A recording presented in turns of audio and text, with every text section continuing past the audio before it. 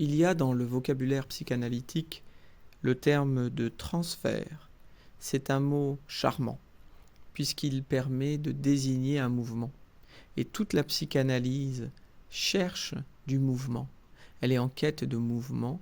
Et donc ce terme de transfert nous est cher.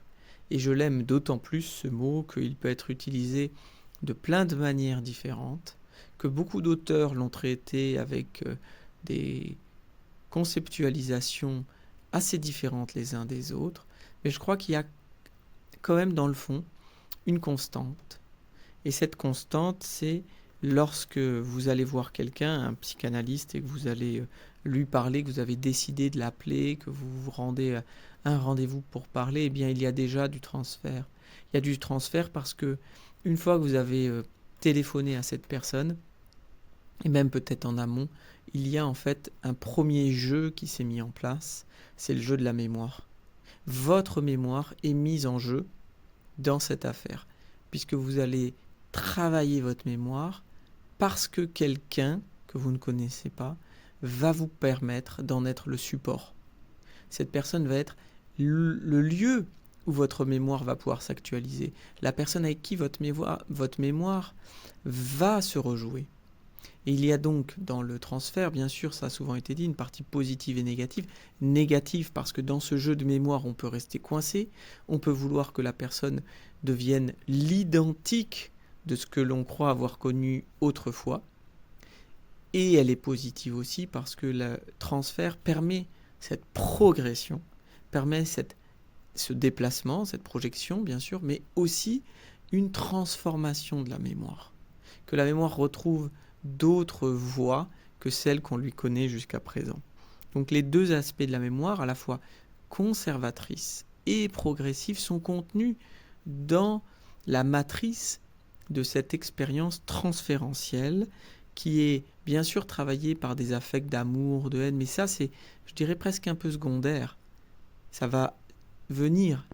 Mais ce qui compte au préalable, c'est bien plutôt que soit il y a de l'identité, dans le transfert il y a de l'identité, on veut retrouver de l'identique, c'est la compulsion de répétition, et puis on veut tenter de sortir de cette répétition mortifère parce qu'elle donne un environnement qui est sclérosé, qui est le même, comme si vous veniez chaque jour voir la même chose, revisiter, relire le même journal tous les matins, ou revoir le même film tous les soirs, ad vitam aeternam, sans que vous ne voyiez le moindre déplacement au milieu de celui-ci.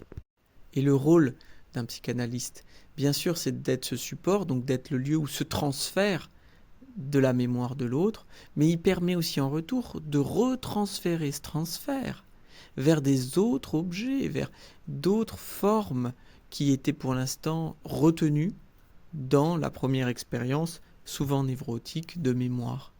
Et ainsi, le transfert, il a ce mot-là qui est superbe, il permet du transfert de transfert, et à l'infini, on pourrait dire. C'est pour ça, on pourrait dire qu'il y a du transfert transféré. Et qu'ainsi de suite, la multiplication des transferts permet une ouverture, ce qui est toujours, en définitive, le but d'une analyse.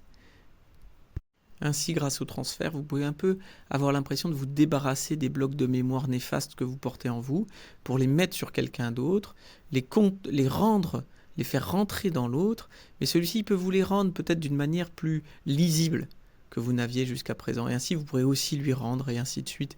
Vous pourrez sans cesse être dans le transfert, pas seulement dans le faire. Des fois, on critique, on dit « mais on n'est que dans le faire ». Eh bien, d'une autre manière, plus psychanalytique, on pourrait dire ce qui est souhaitable pour quelqu'un, c'est qu'il soit dans le transfert. Voilà.